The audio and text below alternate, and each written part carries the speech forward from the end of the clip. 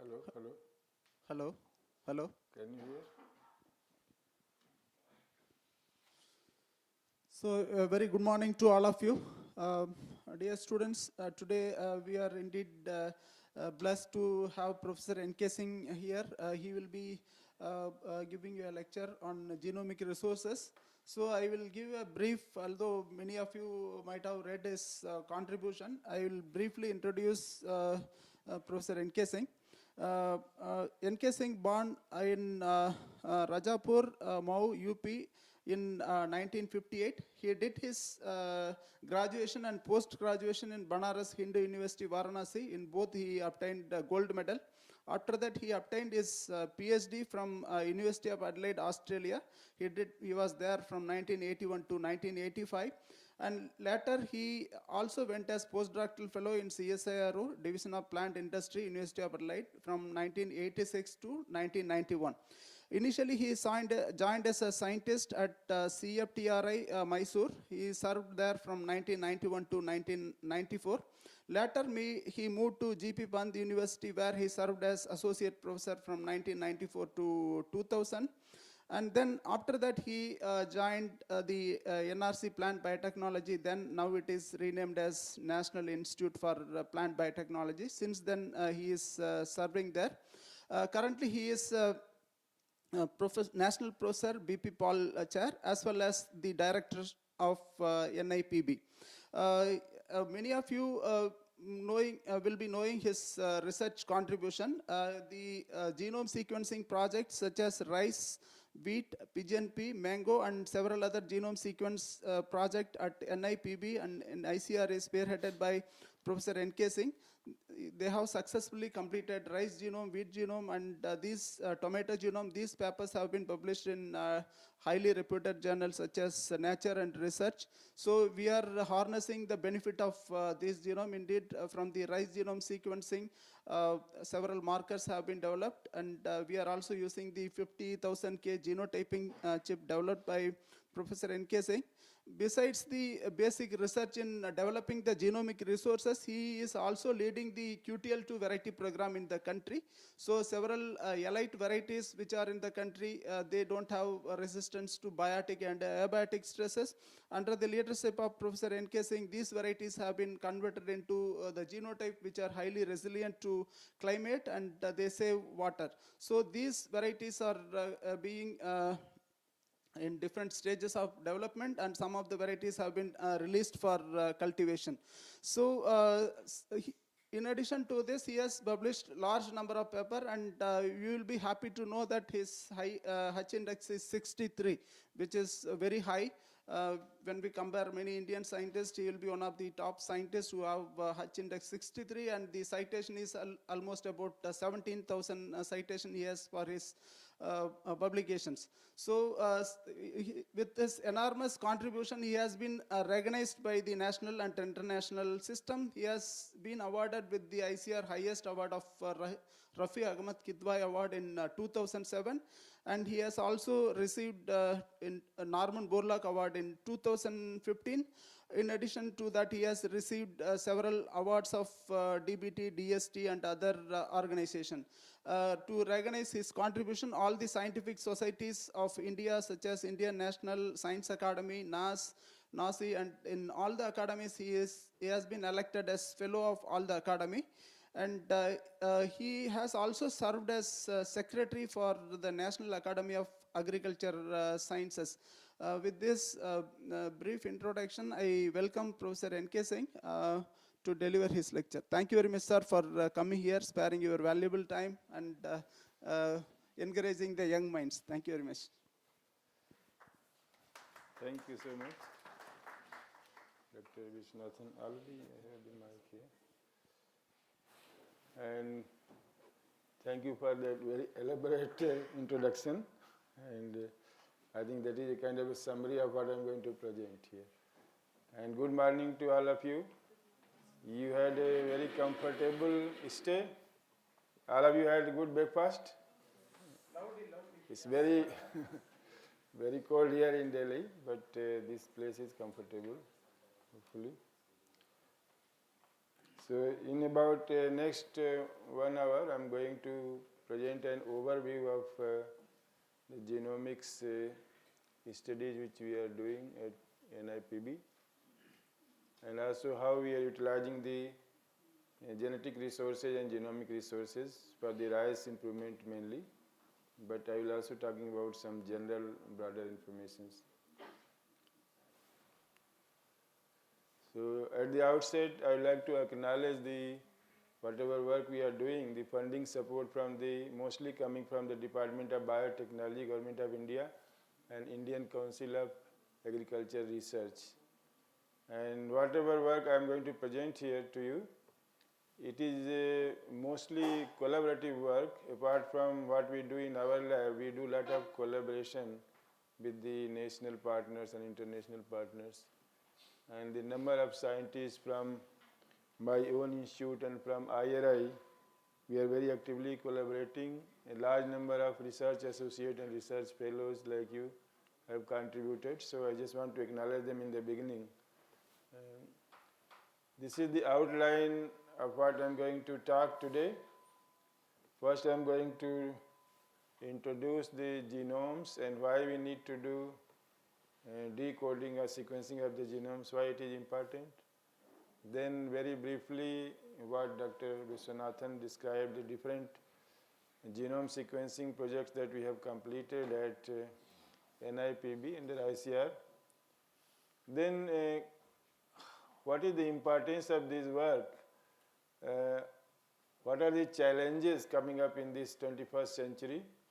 The high-yielding varieties, the Green Revolution varieties, have certain limitations, and how are you going to correct that in the challenges of this global climate change. And I will describe a little bit about this QTL2 variety project, where the product delivery has been made possible through a multi-institutional network. Then significant amount of time I will give on the search for new genes in the wild rice germplasm, and how we are approaching that particular resource, genomic resource, the genetic resource. And then some varieties which have been released and what are the future direction. Now to start with, what is genome? The genome, many of you will be knowing, and the definition, you will be giving a varying definition, but the genome was defined very accurately almost 100 years back by a German botanist called Hans Winkler. And he defined, the original paper was in German actually. He defined the genome as a complete set of genetic information present in a haploid cell of an organism, including its protoplasm. That means it includes the nuclear genome as well as the cytoplasmic genome. This is the complete definition. One complete set, not multiple set. That's why the haploid word is given, and including the protoplasm. It also includes the genes and the intergenic species, the repeat sequences. So the complete genetic information, including the repetitive part of the genome and the cytoplasmic, is one set of that is called genome. Now let's see why is the genome decoding or genome sequencing is so important. All of us know that it is quite costly to sequence the genomes, At least it has been very costly in the past. Now it is becoming cheaper. So what we gain by spending so much resources and money for that? So I have given you 4 points here, starting from the very basic to very applied. The very first is that once we have the complete physical map, genome is nothing but a physical map. Like when we talk about the genes are a factor, first described as a concept, some kind of factors they didn't know even. Mendel did not know what the genes are made of. And the distance between the genes were also in terms of the recombination frequency. So these are the abstract notions. But now we know that the genes are made of nucleotide sequences, so which is a physical reality. So when we have the genome sequence, that is a physical map. When we do the genetic linkage mapping, that is a genetic map which is an abstract map. It does not really exist there, but you make a map based on the recombination frequency. But the physical map you can even see in the microscope. You can see the sequence of DNA in the powerful microscopes. So once we know this complete physical map of the genome, and that corresponds with the genetic map. Once you have the physical map, you don't need to have genetic map because that will correspond with that. So then we can do the evolutionary and phylogenetic studies. We can try to understand that how different species are related to each other. These species could be crop species, wild relatives of the crops, or it could be animals, plants, microbes. Whatever life is there on this planet, it has a genome. And also, all of them have a common origin. That is the evolutionary concept, the Darwinian concept, that you can clearly see that when you analyze the genome, when you compare the genomes, you can see that how the different species have evolved from a common ancestor and how far back these lineages separated from each other. It is possible to see all of those things. So that satisfies your very basic curiosity of human curiosity of knowing about what we are, where we are going, what is the world around us. This is a very basic curiosity we need to know to satisfy our curiosity. But that is not just enough. We need to, any knowledge without application has no value. It is actually like a poison. If you simply have pure knowledge without any use, then there is no use of that knowledge. So the genome information, rather than apart from satisfying your curiosity, it has very, very useful things you can do with it. The first is the molecular characterization and high density fingerprinting of germ plasm resources. So as you know that for every crop species or every other species of plants and animals, there is a large number of individuals are there, which is called population, and their wild relatives are there, different varieties are there, which is called germ plasm. And usually the developing countries like India are very rich in germ plasm resources as compared to the developed industrialized countries who don't have much of the germ plasm there. And most of the tropical and subtropical countries are very rich in germ plasm. Usually they are also the less developed countries. So their north countries, what is called north-south, the developed country, they are rich in technology, but the developing country, they are more rich in the natural resources. And it is actually inversely proportional. As you will be developing, you will be losing your genetic resources very, very fast because you try to homogenize and become uniform. Even within the country, you will see that the less developed state has more germ plasm rich, and the state like Haryana, Punjab, you can hardly find any wild species. You will only find rice and wheat. So the germ plasm is a valuable resource which has been recognized by the International Biodiversity Treaty. So there is a value for the germ plasm. You can charge money from people who use your germ plasm. There is a right. But how will you going to prove it? Unless you have very high density fingerprint, unless you have any knowledge of the genome, the landscape, what are the markers, how you can prove that this is your germ plasm, you cannot actually claim your rights. People will take it and then you will not know who has taken and when they have taken. But having a very high density fingerprint is possible with the genome information, and then one can claim, just like in the paternity dispute and criminal cases, few markers are used, few DNA markers can be used, but there you have a suspect and you have the real criminal, so very few markers work there. But in case of germ plasm, people can make use of only a small portion of the genome and earn high income without acknowledging or without giving the original source of the germ plasm, any acknowledgement or any revenue. So for the molecular characterization is also required for the making use of that germ plasm yourself. There are different strategies that how you are going to cross the different genetic resources to mobilize this in the varieties. You need to know the genetic information, genetic diversity, how distant, how close they are to each other.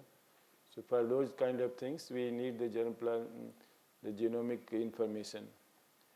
Then coming down the line, the genomic information is also very, very useful in the gene discovery itself. If anybody takes the germ plasm, your germ plasm, they are taking for the only one purpose, that is to find genes in that which they can make use of. There is no other purpose of the germ plasm. And so far, I don't know any example where scientists or human beings have created a gene. They have a copied gene present in the nature. They may have slightly tweaked it and modified, like with the genome editing and techniques like that. But we haven't created a gene de novo. All the genes which are present in the nature in the germ plasm, and all kinds of genes are there, and we have to search it. So while trying to find the gene which performs a particular function which will be useful in your crop improvement or for any other purpose, you need to have the genome information. Genome information is just like having a GPS. You search for somebody's house, some person, and you have the address and GPS, then it is much faster to search. Otherwise, if you don't have the map, it will be very difficult to search a person in city like Delhi or any big metro city. So it is useful in the gene discovery process. Then it is also useful in actually breeding. When we are breeding the varieties, breeding is nothing but the selection. You select from a population of the variation, you select the desirable type or reject the undesirable type. That is the breeding. So that selection process you can use DNA marker assisted selection. And there having genome information is very useful, whether you are using foreground selection or the background selection. I will show you some examples of those uses of the genome information. So as you can see that genome is the one complete set of genetic information present in a single haploid cell of an organism, including protoplasm. And why we need to sequence the genome, even though it is very costly? Because if you have the genome, you know the phylogenetic relationship among different species, including from human till microbes, how they are related. Then you can characterize your germ plasm resources, which is very valuable, so other people cannot misuse it without giving you the due. Then you can use the genome information to search for genes, to find new genes which you can use in the breeding. And it also helps you the breeding process itself. So it speeds, it accelerates the breeding process, and it makes it more precise. Also in your genome editing, as I told you yesterday very briefly, that for doing genome editing also you need to have the complete knowledge of the genome, because when you develop these guide RNA and probes, those probes have to be very specific. Then only the genome editing will be precise. If that probe is going and hybridizing to many places in the genome, then it will not be precise. So for that reason, we must have the complete genome information. Then only you can check that the probe, whether the probe that you have designed, whether it is specific or it is not specific. Very quickly, you don't need to read all of this. What I am saying that there is a timeline. If you want to decode a genome of any species, it is not that easy to do it. it has to go through different phases. And there are crops and the plant species at different stages of decoding of genomes and the genome information, what kind of information is available. So at the very basic phase 1, there are many species where we don't have enough genomic resources, not much at all. Just like they may be very important species, like many fruit and vegetable crops, medicinal crops, which we don't have absolutely no genome information, but it is required. If you have it, then you can make it much gain. For example, brinjal, guava, okra, even jamun, haldi, many things are there. Genome information is not there. So we have to start from the genetic resources. We need to have germplasm panels, mapping population, mutants line, very basic information, genome size, all these things you have to determine first before you can start doing. Then in the second phase, there are crops where we have the preliminary draft. What is called draft genome sequence. You isolate the genomic DNA and just do one run of Illumina. Now we have very high throughput genome sequencing techniques are available, like Illumina genome sequencing, PacBio, Oxford Nanopore. You will be studying these techniques. So we can actually generate huge amount of sequence information. Then you can assemble and get a preliminary kind of draft idea without those DNA sequences are not arranged into chromosome wise, but nonetheless you have maybe 60-70% up to 80% of the genome information in a fragmented form. That is also very, very useful for so many things. You can mine SSR markers, SNP markers, you can find genes in that. Lot of information you can get even with the not fully completely finished genome. And then you can start using that markers for your inbreeding and gene discovery. Then you can have an advanced draft. Advanced draft means you can have very high coverage. Rather than 60-70% coverage, you have more than 90% coverage. And then it moves towards the advanced draft, but still it is not the reference quality, because it may have lot of gaps, lot of unknown bases. So to get to this reference quality, for example, Arabidopsis, rice, or soybean, maize, there are very few crops where the very high quality reference genome is available, and rice is one of them. There the idea is to have each chromosome, how many pieces of DNA are there in each chromosome? Can you tell? Anybody?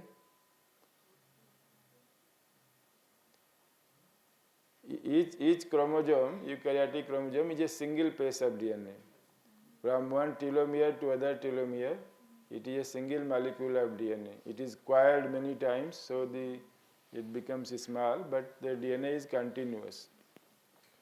So when while sequencing, we have to break them into pieces, and then based on the overlap of the sequences, we reconstruct the whole chromosome, and that is called pseudomolecule, from telomere to telomere. So ideal pseudomolecule will be in one piece without no gap. And some of the chromosomes, like chromosome 8 of rice, was sequenced like that, without a single gap. Because some part of the chromosomes are very difficult to sequence, particularly those which are repetitive, like telomeres, centromeres, and other kinds of repeats. They are very difficult to sequence, and with newer techniques, somewhat become easier, but still, it is not that easy to sequence them. So ideally in one piece every chromosome, but as fewer gap as possible. So if you have more than 95-96% coverage and very few number of contigs, then you can call it a reference genome, which has been even anchored with the genetic map. That means you are not only sequencing, you are also using other methods like genetic mapping, and if all them should coincide with each other. So I'm not going into too much detail how to sequence the genome, but once we have a complete physical map of all the chromosomes from one end to other end with very few gaps, that is called the reference genome. And usually we need to have only one reference genome for each species. You don't need too many reference genome, but you need one reference genome with very high quality. So for other varieties we call resequencing. You can do at the low coverage and compare with that reference, and then you can see what is the polymorphism variation. So we don't need to create so many reference. Unless there are subspecies and these kind of different cultivar groups are there, then you can think of creating. But single reference, very high quality reference, for example, in case of rice, a Japanese variety was chosen called Nippon Bare, and that was used as a reference. So there is a timeline for the genome sequencing, and it is a long process, and it is a costly process, but very, very useful process one has to do. Now, why it is so difficult? Because of the very enormous size of the plant genomes. See, plant genomes, mostly they are some genomes are smaller, like Arabidopsis and rice. That's how they were sequenced first. Arabidopsis was taken because of its very small size as a model plant genome, and it was sequenced in 2000 itself, along with the human genome. It was the first plant genome to be sequenced. Most of the microbial genomes, like bacterial genomes, will be around 5 million base pairs. So now with the presently available techniques, even within a week you can finish a microbial genome. You can finish more than one in a single experiment. But as the size increases, you can see that tomato was 900 MB, human is 3 billion base pair, wheat is 17 billion base pair. So because of the polyploidy and lot of repetition in the genomes, many of the crop plants and tree species, they have huge genome size, and that's why it becomes very challenging to create a reference genome. So genome sequencing is like joining a jigsaw puzzle. In the jigsaw puzzle, if the picture is very small and pieces are large, then you can join very easily. Very few large pieces, and original picture is very large. But the picture is very large and pieces are very small, then it will be find very hard to join, because you are joining based on you are looking for the overlapping segments. And in very large genome with lot of repetitive DNA, one small piece can go and fit at many different places. So that is the real challenge.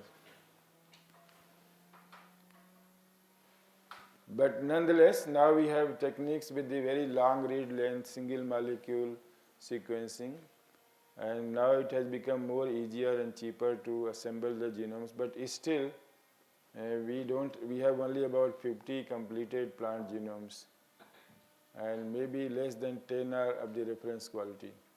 So there is a need to work on that to get a reference genome of the species which you are interested.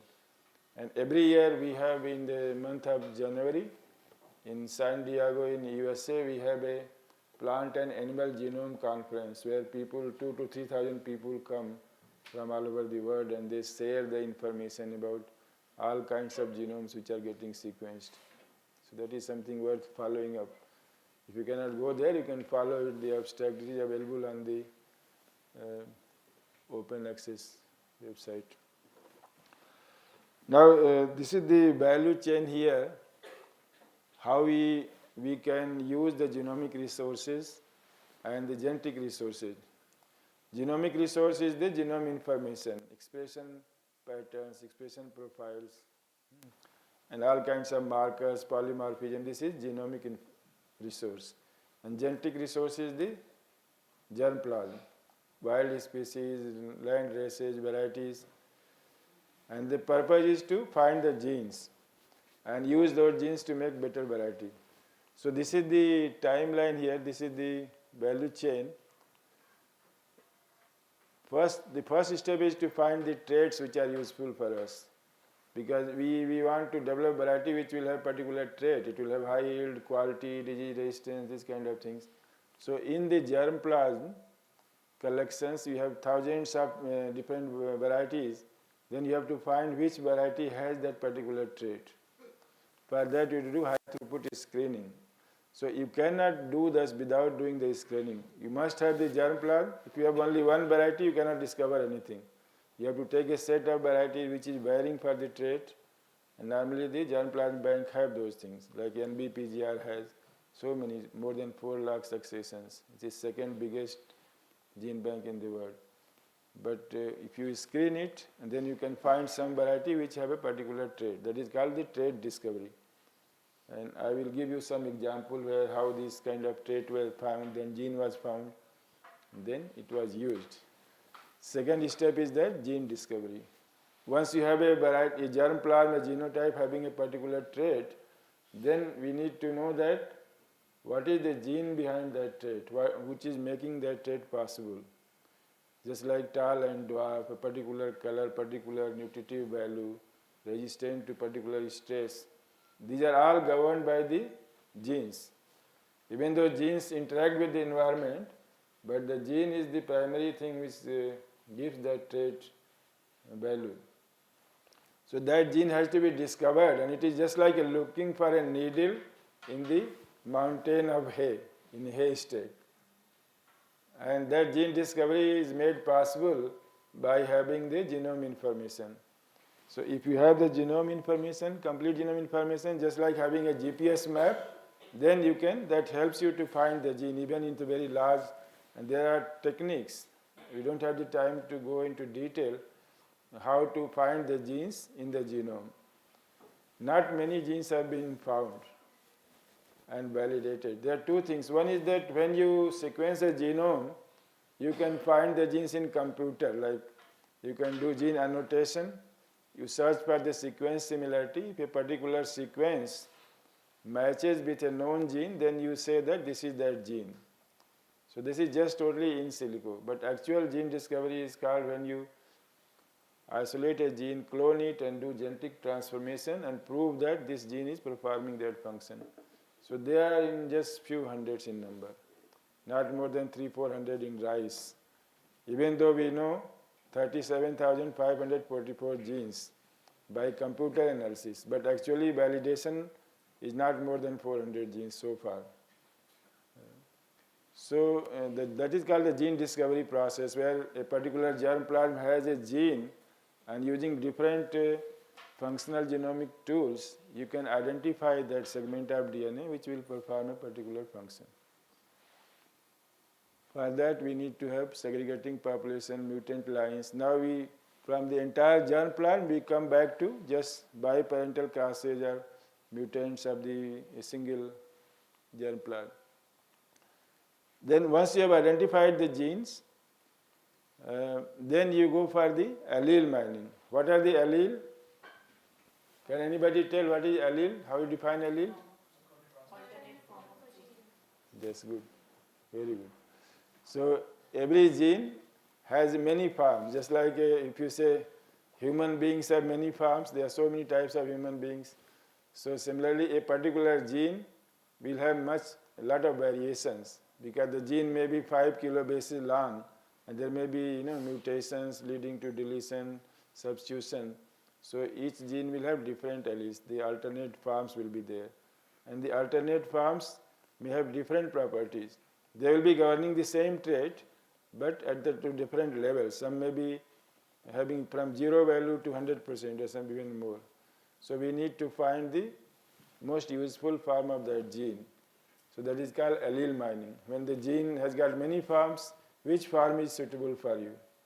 And how will you find the alleles? You have to go back to the germplasm, because a single individual, if it is a diploid individual, it will have only 2 forms of a gene, both maternal and paternal chromosome. Because there is a pair of chromosomes, it can have maximum 2 alleles. If it is a polyploid, it may have more than 2 alleles, but still not too many. So you have to go back, but in the population, in the germplasm, different varieties may have different alleles. So when we start from the Mendel's time, Mendel described only 2 alleles for each genes, dominance and 2 alleles, and dwarf and tall, round and wrinkled, like that. But now we have come a long way.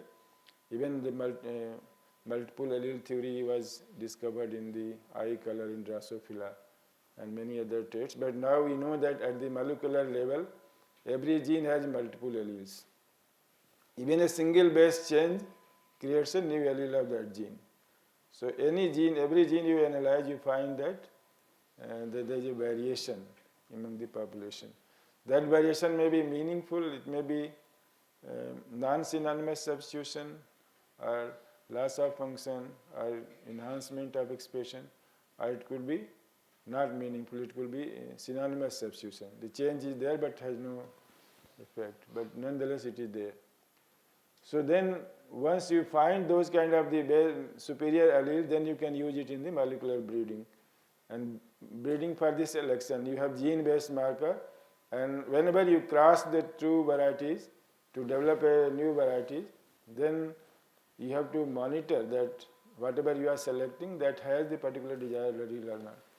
So there again, we can use this marker-assisted techniques like marker-assisted backcross breeding.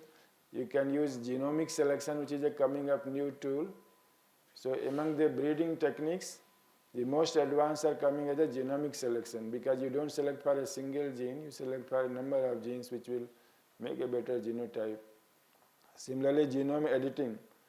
Genome editing is also possible by having the genome information, by having the information on the gene, where the defect lies or where you can make the editing so that it becomes a better gene. So that information, these are the tools, and then finally you will have a superior variety which will be used by the farmers and the consumers, and also the industry which uses the seed industry or processing industry. So this is the entire value chain where you get from germplasm resources, how you find the material which has a particular trait value, then find the genes behind that trait, then you find the better allele, then you do molecular breeding. So all these things, it's not that you are doing anything new here, because breeders have been doing this for hundreds of years. But only change is that you are doing it with great precision. Earlier breeders were crossing the two varieties, then they were selecting empirically without having the knowledge that where the gene is, which chromosome it is. Very little information, so it was a slow process. Now you have the capacity to find the actual exact gene and then follow it in a more holistic manner and more precise manner also. So now let's come to the second part. Very quickly, I will just, without going into detail, that the genome, now by this time you have realized that how important the genomes are to develop improved varieties and also to protect our germplasm and to have the knowledge. The genome, the whole genome science is started in the 1990s, towards the last decade of the last century, when the Arabidopsis genome and human genome projects were initiated in United States and some advanced countries. They made the network of countries to work on the genomes, because genome in sequencing was very, very costly and the whole thing was going to be in the public domain. So it was shared by the public institution, the job was shared, but unfortunately India was not partner to any of those efforts. Whereas all the leading countries like the Europe, America, even China and Japan, Germany, they were all partners. So India was lagging behind. For the first time in year 2000, we joined this genome kind of studies by taking part in the International Rice Genome Project. So to cut the long story short, we took the challenge of sequencing the long arm of chromosome 11 of rice. Rice has 12 chromosomes, and we did the long arm of chromosome 11. So IRI, our institute, and the Delhi University South Campus, we further shared.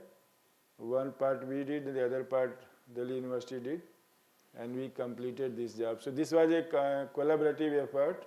So every country did their own part. So qualitatively, every country did the same work, but quantitatively, say Japan did 5 chromosomes, but we had to have a common standard, and you need to know all the techniques. You have to laboratories and skills at par with the rest of the world, so that you can achieve your target. And jointly, the rice genome was sequenced in 2002. It was launched in Japan, because Japan contributed the most.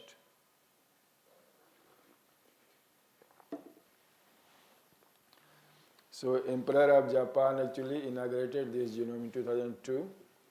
And in 2002 it was still a draft genome.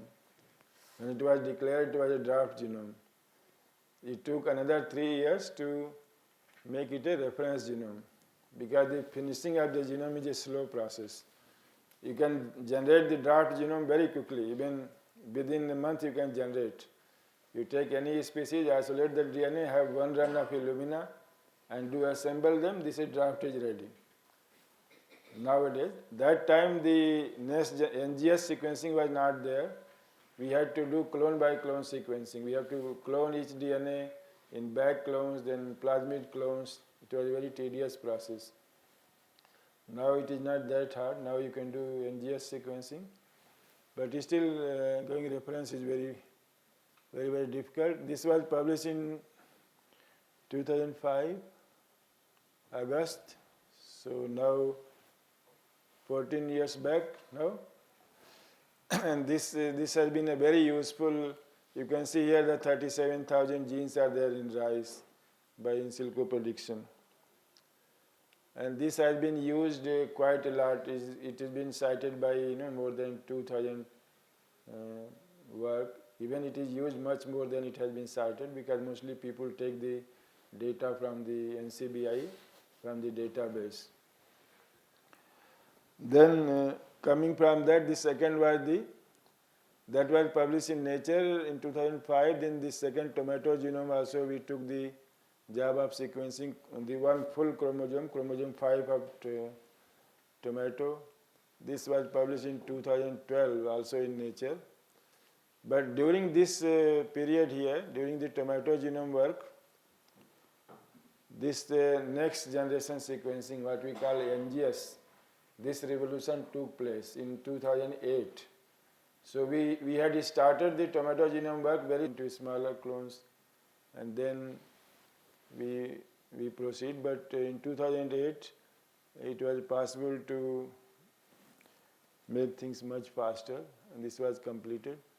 Then wheat genome was done. The draft was, wheat genome was very difficult to do. Even the 20 countries, and including a private company, they join hand to sequence the wheat, because it is 17,000 MB, 17 gigabase, 6 times bigger than the human genome, because of a lot of repetitions and polyploidy.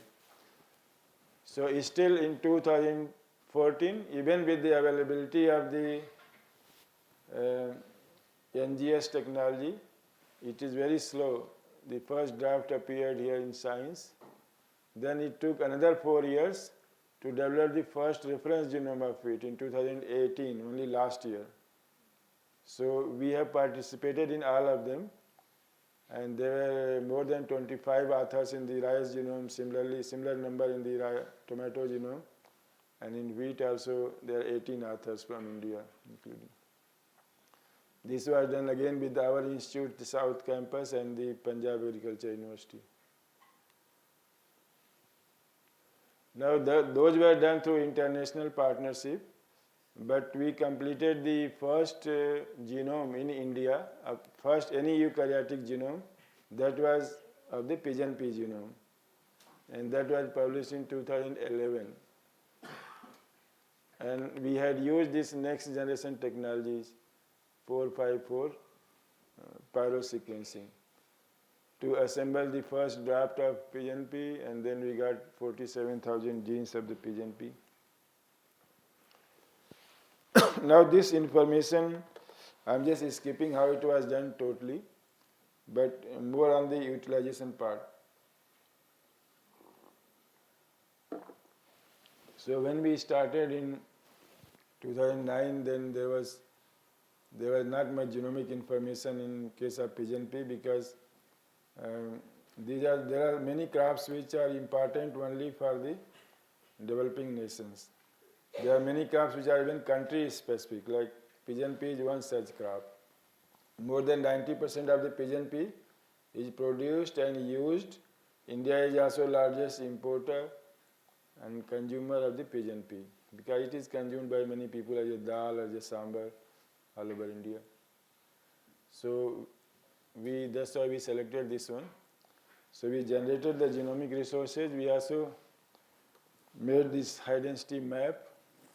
You can see there is a dwarf pigeon pea, there is a medium height, there is a very tall ones also. But we map these genes here on chromosome 1 and chromosome 5. They are pleiotropic genes which affect the plant height, maturity and branching patterns. And they can be used in the breeding if you want to develop the dwarf pigeon pea variety. So based on this information, we have a breeding program at IRI to develop the dwarf varieties of pigeon pea which can be harvested by machines. Because normally the pigeon pea varieties are very tall and they are not suitable for mechanical operations. So first varieties was developed PADT 16, and now there are number of them are in the advanced testing through a DBT sponsored project. So the idea is that we can have high density map and you can identify the QTS genomic regions governing the trait. Another thing what we have developed is for the genotyping purpose, many people use SSR, simple sequence repeats, and other kinds of simple markers which you can do in agarose gels. But they are very slow process. You can do very few markers, and eventually if you see the large number of markers, it will be very costly also. So nowadays this genotyping is shifting more towards the SNP based genotyping, which is single nucleotide polymorphism, and they are the most abundant kinds of markers, and but they require a particular genotyping platform and they will be much cheaper per data point. So we have developed a chip, SNP chip for the pigeon pea, which has 62,000 markers, SNP markers, and there are different categories of genes, agronomically important genes, then single copy genes specific to pigeon pea, then conserved single copy, disease resistance genes. We don't have time to go into details of that, but there are total 62,000 genes. Another important thing about this chip is that we have taken multiple SNPs for each gene. So when you genotype multiple SNP from the gene, then you can find the haplotype information. Haplotype is nothing but the allele, because the SNPs are usually biallelic in nature. They are not only usually, they are almost surely biallelic, because very rarely they will have 3 or 4 alleles. But we know that every gene has multiple alleles. They don't have only 2 alleles. But each SNP has only 2 alleles. So most of the available chips which are available internationally, or people do genotyping using even GBS, so they will have only one SNP at a particular locus. They don't go for finding multiple SNPs for every gene unless it is a targeted resequencing. But this particular chips and the similar ones we have developed in rice and mango also, I will show you. Rice one was developed first and the patent has been filed. So we have a number of SNP on a gene. So haplotype is a combination of SNP. So a single SNP is biallelic, but if you take say 10 SNPs, then you have different combinations. Actually theoretically you have 2 raised to the power 10 combinations, but that doesn't happen because they don't combine freely. But usually you will have, if you have 10 SNP, you may have 10 haplotypes, even 15 haplotypes like that. So that means you are getting allelic information, which is not possible with the normal genotyping or random genotyping chips where you have only one SNP at one position. So one can do allele-based association mapping. You have one gene, the gene is associated with a trait, but which allele of that trait is associated. That information can also be obtained using this such chip. So, and the other thing is that you can do 96 sample, 12 times 8. I think many of the operations in molecular biology are done now using 96 well plate format. It is started as a microtiter plate for the ELISA, for antibody work, but now this is used very largely in all kinds of molecular biology work, because it becomes cheaper to do it in a 96 format rather than a single tube format, particularly when it comes to genotyping, other high throughput applications. So you can see here this is one particular SNP, And this cluster is the varieties. Their total 96 variety can be analyzed.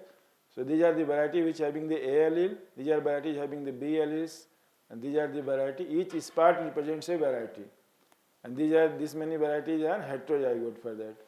So each S and P which is biallelic in nature, you can have 3 score: A allele, B allele, and the H, which is the heterozygote. Similarly, 62,000 S and P can be scored for each variety. So this is a very high throughput analytical tool which can be used for all kinds of applications, for which any marker is used, this can also be used.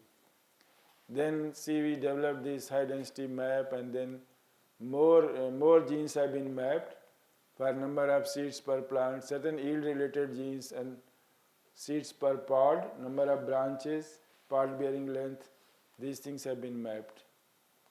Now another example like pigeon pea is the jute genome, which we completed here in collaboration with the Jute Institute in Barakpur, and this was also published in 2015 here. And you can see this, we have identified a QTL for the jute fiber quality. So basic principle is same. So I'm not going into detail because you have to have genome information, you have lots of marker, and you have a germ plot. Then using a standard technique, you can identify the genomic regions which govern the trait, which is called QTL. Or if you do further fine mapping and combine different functional genomics technique, you can identify the actual genes also. Now this another example, the latest one, which is not yet published, but it is published in the PAG conference proceedings, but the paper is still under preparation, is that we have taken the challenge of sequencing the mango. Mango is again, and this jute and pigeon pea work was done entirely within India with no international collaboration. And mango is also same. Mango is another species where it is largely very important for India. And there are many other countries also grow, but India is by far the largest producer of mango, and there is tremendous potential for processing and export. But because we don't have much genome information, not much scientific technology here, so there is a wastage of mango in the season, and there is a shortage in the off season. So prices fluctuate, and many people want to have mango, but we need to do a lot of work in terms of improvement and shelf life and so many other things. So we took the mango hybrid Amrapali. Mango is very highly heterogeneous, and also of course you can propagate it clonally, so each clone becomes the homogeneous in an orchard, but each tree is also heterozygous. There is a lot of heterozygosity is there, and that creates a big challenge in the sequencing. So when we sequenced the mango genome first time in 2014, the genome assembly was larger than the genome size, and that is because of the high heterozygosity. Some chromosomes, some part of the chromosome, both maternal chromosome and paternal chromosome, they were assembling separately because they were not very similar. They were too different from each other. So software thinks that they are two different chromosomes. But later on, we use long read sequencing technologies like the Pacific Biosciences. So this is the third revolution in the genome sequencing. In the first one, we used to clone and sequence. That's called clone by clone sequencing. When the 2008, you got this PCR-based amplification. The cloning was replaced by PCR. And then that's called NGS sequencing. Now the third generation, even PCR is not required. You just take the DNA and without amplification you sequence it. This is called single molecule sequencing. An example is the Pacific Biosciences, where you can get read length up to 10 kilobases, and there will be one DNA molecule and one DNA polymerase plus DNTPs in a very small well on the chip, and then you can read by the imaging. Sequence is read by the imaging as the DNA gets extended and the nucleotide gets incorporated. So these are very nano scale technologies being applied in genome sequencing. So with the help of that long read, now we resolve that problem because we allowed for the mismatch. We don't go for the 100% match. We allow the mismatch to take care of heterozygosity. And then we were able to assemble the genome, mango genome. Again, I don't have time to go into detail. 403 mbp total assembly was there. And we can calculate coverage by different, there are methods of covering, finding out that what percentage of genome has been complete. One is we need the genome size and then how much we have assembled, that is the state calculation. But also based on the transcriptome data, that how much of the transcripts are covered, the random set of transcript, how many random set of markers are covered. And there is a set of the inversely conserved genes which is called the BUSCO analysis. This is the benchmark orthologous set of genes. You see that what percentage of genes are covered in your assembly, that all gives an idea of that what percentage of genome you have finished. So by all standard, more than 95-96% of the mango genome was covered in our assembly. And this genome has been anchored to genetic map using the Chinese map. The Chinese scientists have developed very high density map of marker using target amplified sequencing. They have created a map of more than 6,000.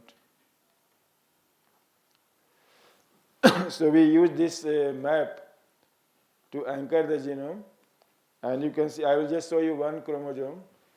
Mango has 20 chromosomes and total 400 MB size. So each chromosome is about 20 MB in size.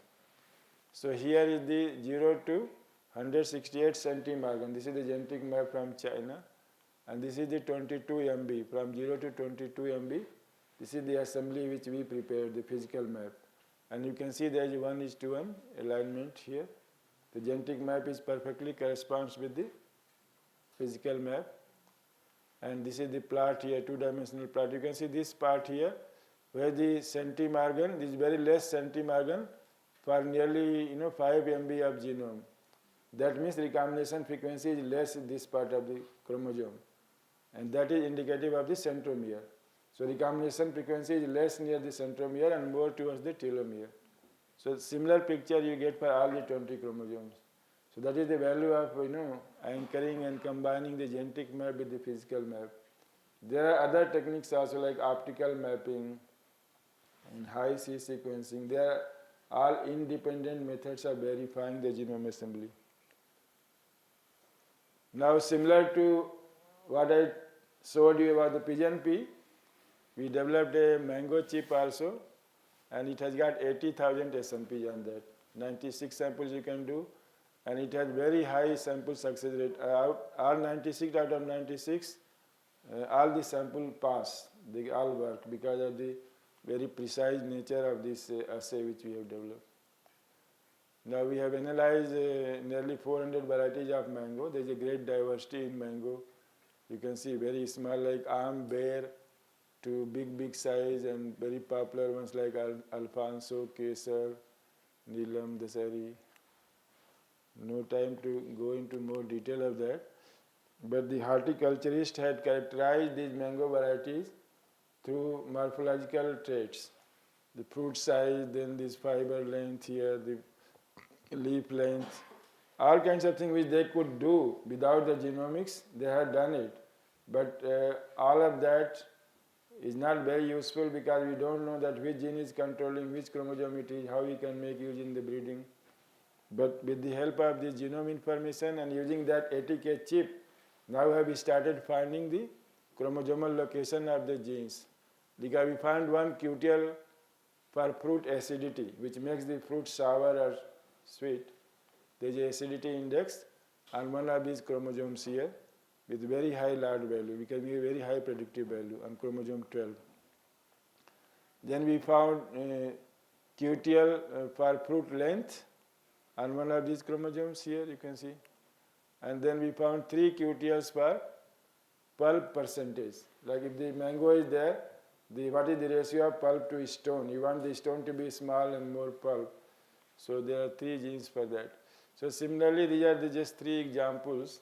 Having very high density SNP chip, you can map it very precisely on the chromosome and which part of the chromosome. Still we don't know the which gene, but this is the first step. Then you have to use a set of techniques to get to the gene. Okay? Still more to go. Time is running out. Now the third part is that what is wrong with the high-yielding varieties. You hear a lot by the many people, they criticizing the green revolution. They say that the green revolution has not done much good to us because it encouraged the use of a lot of chemical fertilizers and pesticide, and because of the green revolution we lost all our traditional varieties which were so good and so tasty and very healthy. These are the general kinds of comments you will get from any lay person. But strictly, all of those comments are 100% wrong. Because of the green revolution only, if it wasn't there, you will not have enough food to eat for such a growing population. The second thing is that at that time the priority was to get the productivity only. So less attention was paid for other traits like climate resilience or quality traits. In fact, they were not selected during Green Revolution. All the selection was for yield only, and to some extent for disease resistance and other thing. Some of the factors which reduce the yield performance. So there were field level screening was done, and when we selected these high yielding varieties, the semi-dwarf varieties in rice and in wheat. So the new varieties definitely they have the yield advantage in the high input condition, like you have to give a lot of irrigation and fertilizer. So the general logic is that if you want certain output, you have to get certain amount of input. If you don't give the fertilizer and irrigation, you are not going to get yield. The only thing you can do is to improve the efficiency of water use efficiency and fertilizer use efficiency. So with the less amount of fertilizer and water, you get more yield. But you cannot make yield from nothing. So that is one conceptually what was wrong. But there are many genes which were lost during Green Revolution because we did not select from them. So it is absolutely true that traditional variety has many good things. There are many quality attributes. They have resilience to climate thing, which we had lost because we selected for high yield under high input conditions. And in the breeding station, there is no limitations of water or fertilizer. They only want the maximum yield. So that was a negative thing, but that was a necessity to feed the population. Now we are armed with a lot of knowledge about the growing knowledge about the use efficiency, nutrient use efficiency, the quality, resistance. So we can go back and add those value to varieties. Now we can combine the high yield with the resilience and the quality and the resistance. So that's where the genomics knowledge and the germplasm resources will be very useful because the good genes are scattered in so many different varieties. Even in traditional varieties, maybe one variety is good for one thing and it is resistant to one thing, other one is for something else. All the good things were not there in one place. That's why even if I give all the varieties to a farmer today, they will not cultivate any one of those old varieties. All of them are preserved in gene bank here in NBPGR. More than 1 lakh rice varieties are there. So people who make a comment that we have lost all the variety, we have not lost any one of them. We have only lost from the farmer's field, but they have been preserved. They have been collected and preserved. And even if I give it to the farmer today, he will not cultivate that one because he chose the better ones for their high yielding performance. Now you have to combine the high yield with the resilience and the quality, then he will prefer that. Okay. So you can see I am just giving example of rice only. There are certain varieties of rice which are called mega varieties of rice because they are cultivated, they are so popular among the farmers, even not only within India but outside India also. They are cultivated in more than 1 million hectares.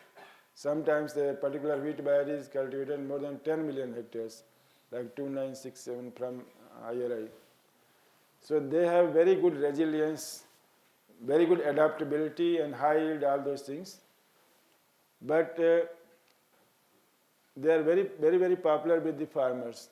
Okay, as against the traditional variety which have high level of stress tolerance but poor agronomic performance. So farmers are reluctant to grow this variety. So what we have to do, we have to find the good genes from these traditional varieties and also the wild relatives and put back into that so that these varieties, they become acceptable. So how are we going to do it? That is the breeding. So you will be having lectures on the breeding also. You are also breeding student, many of you. So you will be knowing very basic one. But when it comes to marker assisted breeding, it has found actually, the breeding is a numbers game. You know how many samples you have to handle. In the traditional pedigree breeding, you have to cross two parents. Normally the breeders will take two good variety. They cross elite with the elite. And then in the segregating population, they will select the right combination. Then the recurrent selection is used in the cross-pollinated crops mostly. Then genomic selection is also coming, it's a new technique coming up because you need to know the breeding value of each marker. So practically it has not been used. We don't have many examples of the variety released by genomic selection, but this is a promising future, just like genome editing is coming up. Then this particular technique, marker assisted backcross breeding, is the one which has delivered maximum number of varieties so far.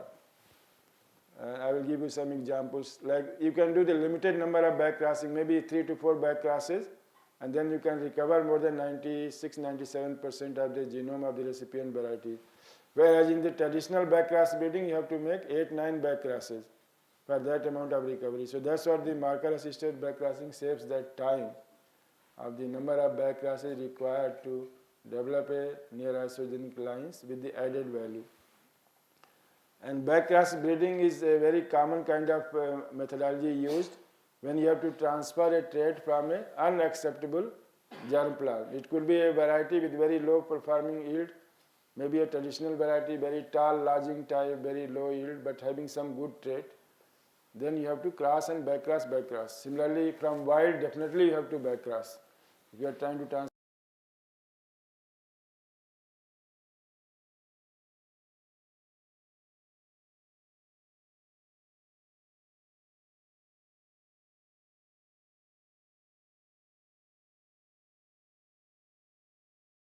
there are certain calculation here which I wanted to point out. Say, when you cross, take a elite variety of rice or any other thing, for this example rice, and you cross it to a variety which is very poor, but it has one good trait. And you know that the rice has got so many genes, thousands of genes are there, they will be all segregating. When you cross them in the progeny, they will be all segregating. And what is the chance of recovering that original variety? If you suppose cross a good variety, for example Swarna or Samba Masuri, with a land race, so when you cross them, it becomes heterozygote for many of the genes, and they start segregating depending on their linkage or other thing. So the simplest scenario here is that you can have only one gene on each chromosome arm segregating. So all the genes present on the 12 chromosomes will segregate independently because the independent assortment of the chromosomes.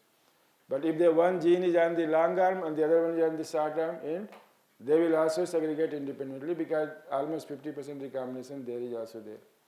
So theoretically you can have 24 pairs of genes which will segregate independently. So how many combinations they will make? Because the Mendel's you have only have a checkerboard of 2 genes. Diallyl you get 16 combinations because there will be 4 alleles and then 16 genotypes will be there. So that itself is hard enough. But when you have 2 raised to the power 24, you will get more than 16 million combinations. And only one combination is like original Swarna. So it is, you cannot think, whenever you cross a good variety with a bad variety, the whole thing gets so much jumbled up and becomes messed up that you cannot recover the original variety. So that's why the backcross breeding method is useful. But when you backcross that onto Swarna again, so this 16 million becomes 8 million. So already you have got rid of 8 million. One more backcross, another 4 million. So every generation you are not bothered about that how many useless combinations were there. So by backcrossing you eliminate them very fast. So in 3-4 back crosses you eliminate most of them, but then after that you need to have a marker and other thing to become more precise. But if you think that like a pedigree breeding, within the F2 derived progeny you can select, you can forget about it. And that's why most breeders who are using in pedigree breeding, usually you will be crossing elite with the elite because you don't have too many undesirable type. Still you get many undesirable, but if you cross elite with the exotic or poor, then definitely you have so many undesirable things that back cross breeding. So this is the methodology which was used, which has been successful so far in transferring the traits from a poor background into good background. And this is the variety which has become quite popular in very short time. Is called Swarna Sub-1. Now Swarna is a very high yielding variety grown, it's a mega variety grown in millions of hectares and very high yielding, very popular among the farmers still, more than 40 years. Now this donor FR13A was identified, which is tolerant to flooding. If the rice is submerged for 2 weeks, still it will not dry, it will become dormant. And then when the flood recedes, the rice will again regenerate and produce the normal yield. Whereas without that gene, there will be zero yield will be there. So this gene, the donor was identified in 1970. Then breeding lines and mapping was developed in 1990s. And the gene, Sub-1 gene actually was cloned in 2006. After the rice genome sequencing became available, then this gene was cloned. So now we know precise gene, which is the gene which makes it flood tolerant. And this is the pathway, you see how much time it has taken. Now it may take lesser time, but having genome information made it faster. Then 2009, within 3 years, the varieties were developed. Normally it will take 10-15 years to develop a variety, even if you know the genes by back-crossing anything. Because of the marker-assisted foreground selection for the presence of this allele of Sub-1 gene, and also background selection for the recovery of the recurrent parent, you could, within 3 years the varieties were released. And this kind of things like the original Swarna variety, this is small segment having the Sub-1 gene. This was possible. But still with the conventional back-cross breeding, still you will transfer about 1 MB, 1 to 3 MB segment, because the recombination will be very, very low in the small region.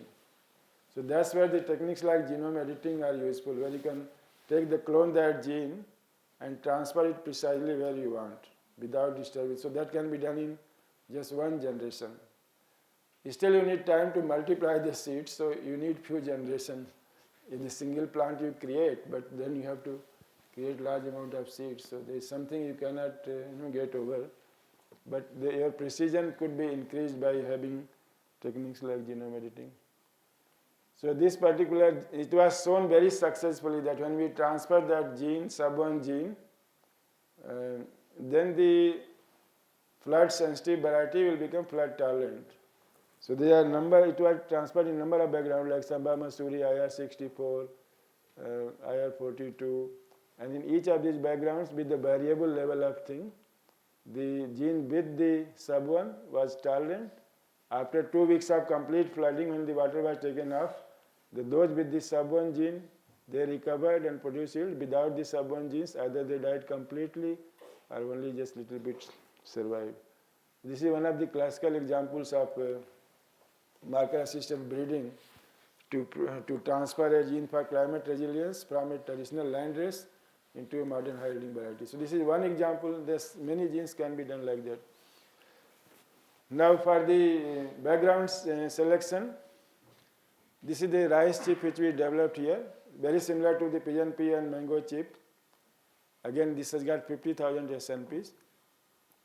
We use this chip to analyze the background of these 4 varieties which were developed by IRI. In fact, these were developed by the IRI in collaboration with Indian breeders. Out of this, the Swarna Sub-1 actually became very popular. The others did not become so popular. And if you can see the analysis here regarding the background recovery. This is chromosome-wise, chromosome 1 to chromosome 12. And how much recovery is there of the chromosome in Swarna Sub-1, IR64 Sub-1, Savitri sub 1 and Samba Masuri sub 1. You can see the Swarna sub 1, 97% of the recurrent parent genome was recovered. Whereas in case of Samba Masuri, only 79% was recovered. Even though they had used the SSR markers to do that analysis. So with the SSR marker they had sufficient recovery, but if you use the high density SNP chip, then you actually know that at least there is a 10% variation in that recovery. So now this is the methodology. I just gave you example of the Swarna sub 1, but similarly we have used to transfer the genes per high grain number, and which the candidate genes have been identified, but I will not go into detail. Then transfer into 12 different backgrounds. In each background, this gives high grain number, bigger panicles, and the yield also enhanced 10 to 15%. You can see here in the mega variety we have transferred 1121, Samba Masuri, Swarna. This is one of the example here. This is the gene. This is the background which has been recovered blue except for one or two regions. Then in the QTL2 variety, this program was extended. There are 15 institute network program where we try to transfer the genes per this sub 1 gene, plus also there are QTLs for the drought tolerance. There are 7 QTLs. DTY, the yield under drought. Here we don't know the genes, but we know the genomic regions. So even we don't have to wait till we find the genes. We can start transferring these QTLs, small segment, and then number of QTLs per drought tolerance and one for salt tolerance, one for sub 1. They were transferred. This is the strategy. Limited 3 back crosses and then doing foreground selection like this. Tightly linked SSR markers. So we had conducted all the polymorphism survey and give the information to the partner breeding institute that you need to have this peak marker and 2 flanking marker to select for the presence of the QTL. And then we do the background selection for the recovery of the background. And then some fine mapping work was also done because we are running short of time here. This particular SD1 gene which led to green revolution, this was very, very tightly linked with the gene for the drought tolerance. So when we selected these dwarf varieties, we lost this drought tolerance because they are very, very tightly linked with that. So we were able to recombine. Now we have the dwarf lines using this fine mapping procedure. We were able to separate the two SD1 gene and the DTY QTS. Now we have the lines which are dwarf, but they are tolerant. Otherwise the dwarf lines, this is the original dwarf line, were sensitive to drought. But after that recombination, you can have the dwarfing gene with that tolerant allele of the QTL, and these are under testing. This was done by the IGKB Raipur in this particular collaboration. Now on the last part, I will just go a little bit faster here, because now you understand the basic principle is that using the genome information, we try to search for the genes in the germ plug and then try to make use of it in developing the new variety. So here in case of rice, the wild, not only rice, in any crop species, the wild species, wild relatives are much richer in the variation, because there is 2 kinds of bottlenecks in the one is called breeding bottleneck and other one is called domestication bottleneck. So when we were hunters and gatherers, maybe more than 10,000 years back or 15,000, we cannot exactly tell. But from the present knowledge, it seems that agriculture was first invented not more than 20,000 years back, maybe around 10,000 years back. Before that, humans were hunters and gatherers because they were just collecting and eating from the natural variability. But when the agriculture was started, they started cultivating, then they did domestication. So from the grasses, they picked up something which can be cultivated. So one of the things was that you need non-shattering type of rice, because wild rice just shatters. So similarly in wheat also you need pre-threshing. So there are certain domestication trait. Early farmers selected that and then they started cultivating. So that is one bottleneck. Out of thousands of variability available, you just chose one mutation which has the desirable type. So then you left behind all the variation, so that you have a narrow genetic base. The second one is the breeder's bottleneck. So the traditional farmers has hundreds and thousands of varieties. Then breeder came and he selected only one variety which is cultivated in 10 million hectares, which became the mega variety. So there are two kinds of bottleneck this breeding has gone through. One the domestication bottleneck, and the second one is the breeding bottleneck, which reduce the genetic variability. So if you go back to the wild, then we can recover those variability. So the wild species have lot more variability than the cultivated, because of the domestication and breeding bottleneck. So I had taken this project in the National Professor to collect a lot of wild rice from different parts of the country. Now rice has 25 wild related species with different genomes like A genome, C genome, G genome. And you will have a copy of this presentation, so you don't need to worry about noting. There are 6 species which are A genome, which are easily crossable with the cultivated rice, which is Oryza sativa, which is also A genome. So there is a lot of variability which can be used. In fact, our modern variety already have many of the genes coming from wild, including grassy stemmed virus and the XA21 genes. Like this, there are a number of genes are there, some brown plant hopper, which are coming from the wild. Even in the nature also, there are natural outcrossing, and the traditional farmers have selected.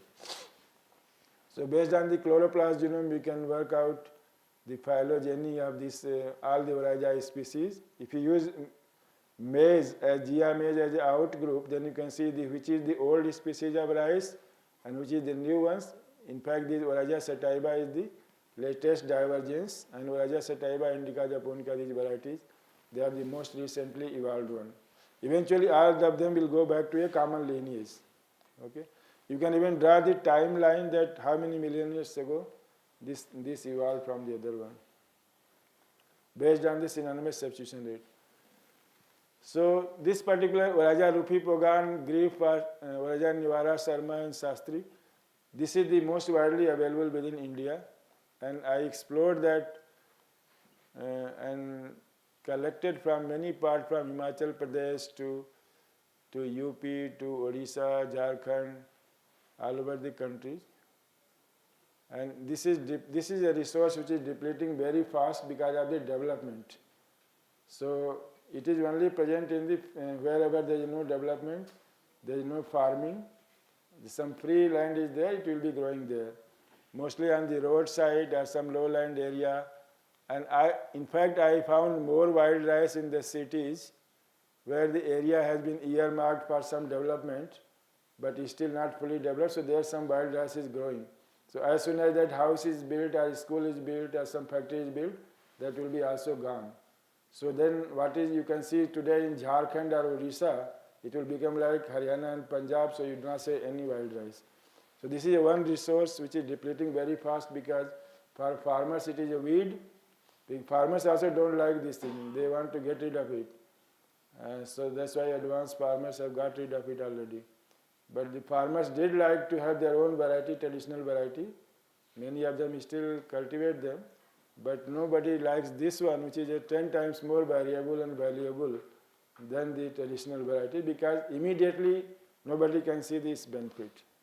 And the development is its biggest enemy. So unless we preserve some areas where it can grow naturally, we are going to have problem in the future. So India has been divided into 15 agroclimatic zones by the Planning Commission, and I have collected from 11 of those zones, some of like Rajasthan and other places. There is not much wild rice and I have not been able to reach there also. So nearly 800 we have collected and we have characterized, we have grown them here and developed a database. Then we did phylogenetic analysis using this 50K SNP chip, and we found that there are 3 different populations. The red one is Pro-Indica, from which the Indica type variety have evolved. I'm just cutting the long story short here. And the green one is the wild rice, which are the ancestor of the Aus type variety. You know, the rice varieties are divided into Aus, Indica, Japonica, Aromatic, like there are 6 cultivar groups are there. So at least 2 group of cultivars, Aus and Indica, they have evolved within India from our wild rice resources. These are one of the new things which came through our high density fingerprinting analysis. Before that, Chinese had published a paper in Nature actually. You can see here in 2015, they published a paper claiming that all rice has originated in South China, and from there it has gone to the whole world. So sometimes you can make use of the knowledge to mislead the people. So suppose if you did not know what is the genome, how many genes are there, how to study the domestication and things, then you will have to believe the Chinese because they know more than you, so they can mislead you. But when we published this paper, which I just showed you, just slightly after this paper, because they had 3-4 papers, one in Nature, one in PNAS and some other. Even though before this, for a long time, based on the theory of Babylog, it was believed that rice has originated in the Indo-Burmese center of origin. And at the best, it has polyphyletic origin, maybe Indica one here and Japonica one in Southeast Asia. But the Chinese, they turned the whole thing upside down, that all rice has originated in South China, and from there it has migrated to the whole world.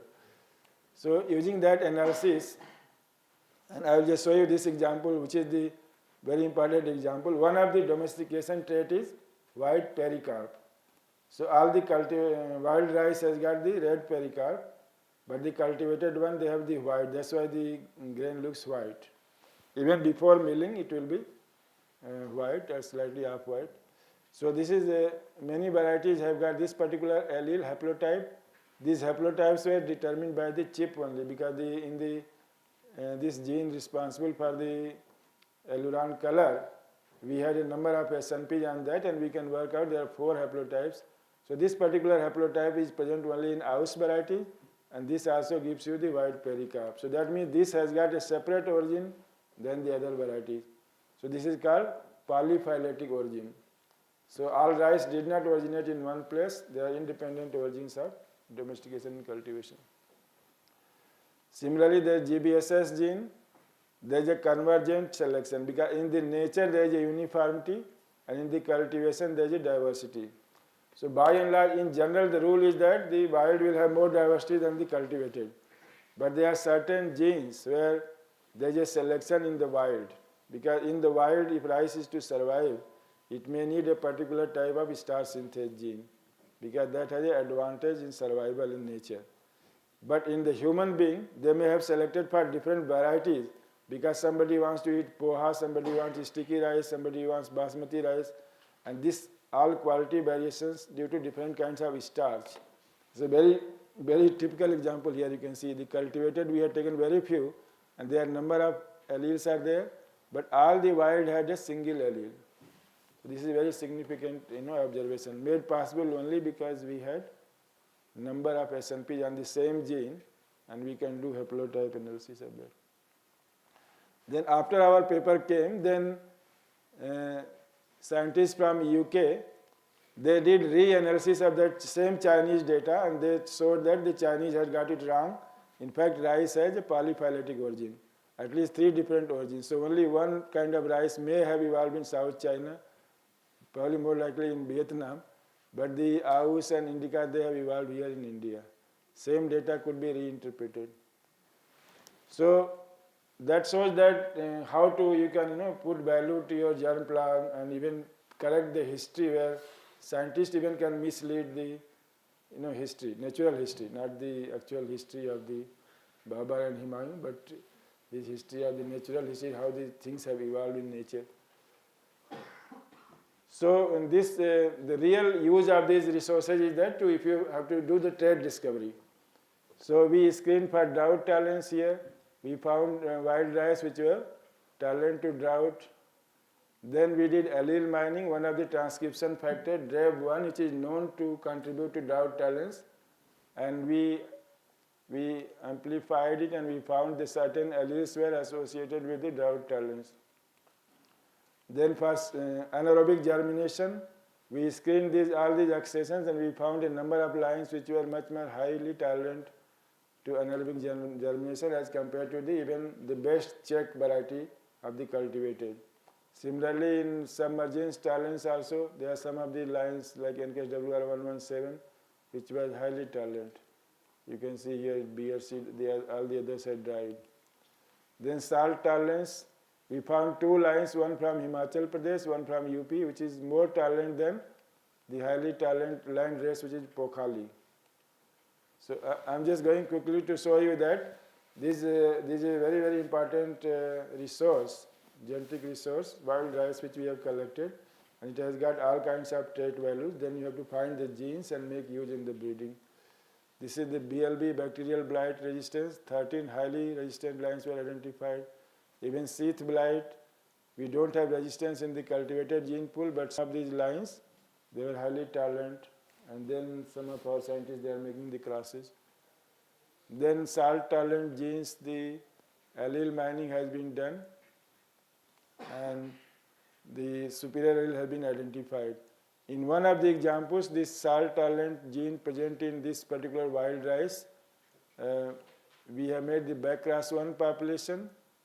So in the backcross1 derived population, you have to do phenotyping in the progeny because it's a destructive method. So BC1 F2 family, the phenotyping was done, and BC1 F1, the genotyping was done using 50K SMP chip. So to do the mapping, you need to do both genotyping and phenotyping. In the F2, you cannot do phenotyping because there is a single plant. But in F2, here the F1 is equivalent to F2 in the backcross situation. And this F2 is like the F3, F2 derived F3. So the full genotyping, phenotyping was done. And then you can see this is segregation for salt tolerance. This is the population where the transferred from the wild rice. Okay. Then this is the chip platform which we used it. Genotype like this. We identified the markers which are segregating in 1:1 ratio. So out of 50,000 markers, you don't have to bother about which are not behaving nicely. We found about 1100 markers which were behaving nicely 1:1, and we made the map based on that. And then you can identify this QTL here were identified on chromosome 1 and chromosome 3, and they are contributed by the wild rice. They were not present in the cultivated rice, which were making it tolerant to the salt tolerance. Then candidate genes are also there here. They need to be validated by transformation. So this is the story of the wild rice, which I showed you how they were collected. They were screened for different traits, and I gave you one example how this can be used by backcrossing. You can identify the QTLs and be precise and even identify the genes. But these things will take time, but it's a valuable resource. For each of the traits which I just showed you, they can be just mobilized into the high-yielding variety background. This is from the QTL to variety program. There are 4 varieties have been released. Samba Masuri with both combining drought and submergence tolerance. Then Ranjit Sub-1, Bahadur Sub-1. They are the very popular variety from Assam here.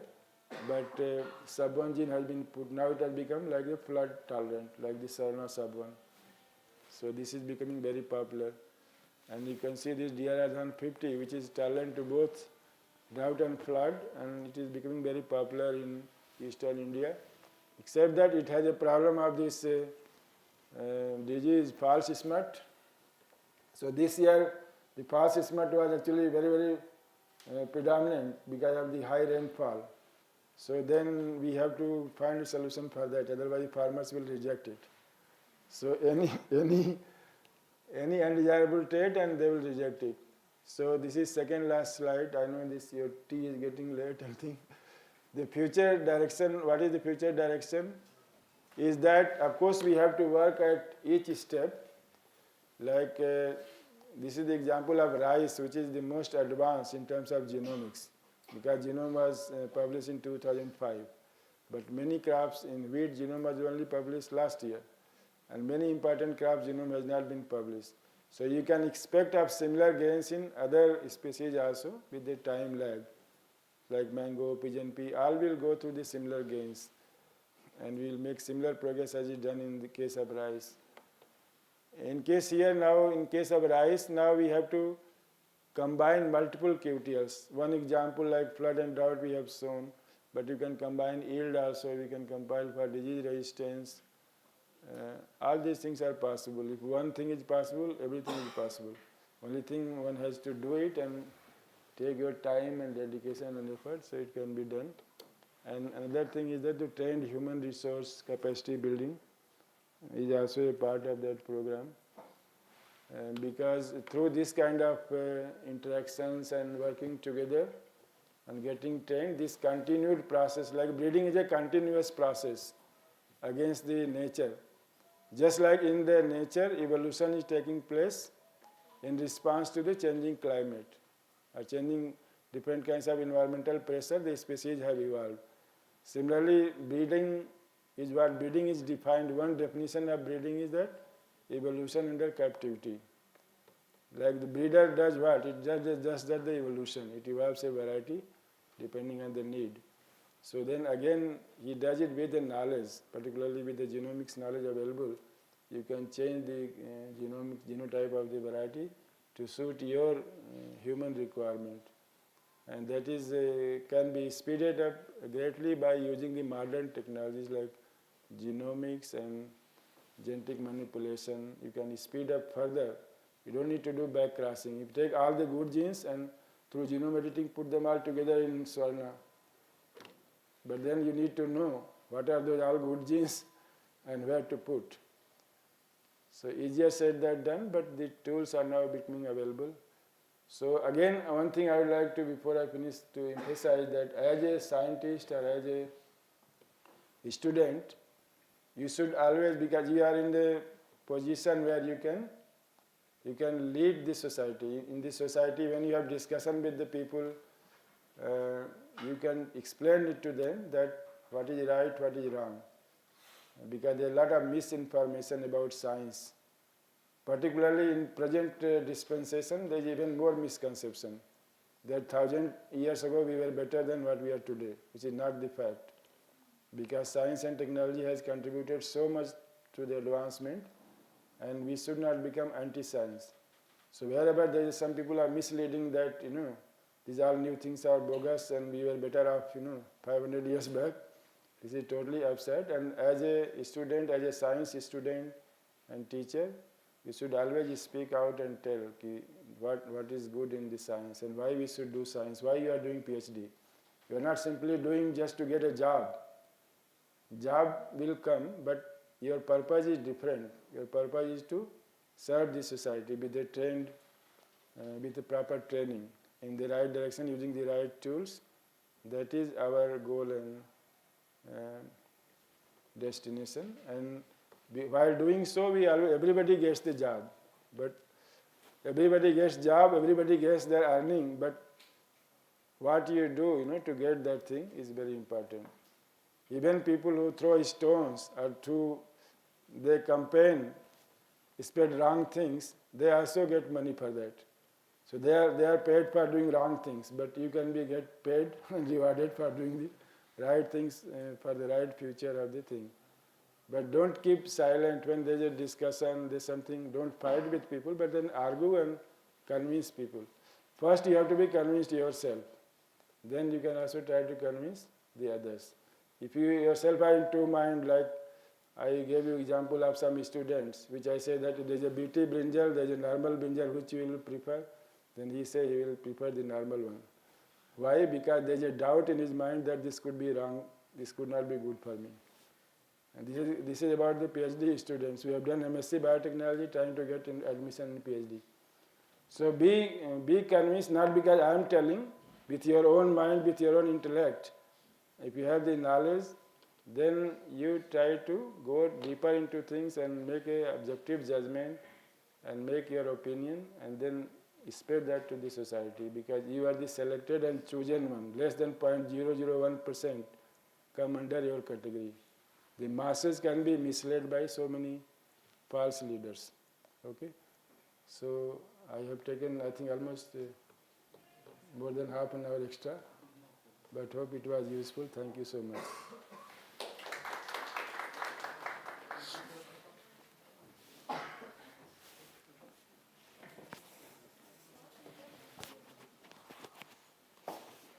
Any question anybody has? Quick question? I don't know. If you have any question, you can ask. Well, one question. Marker assisted background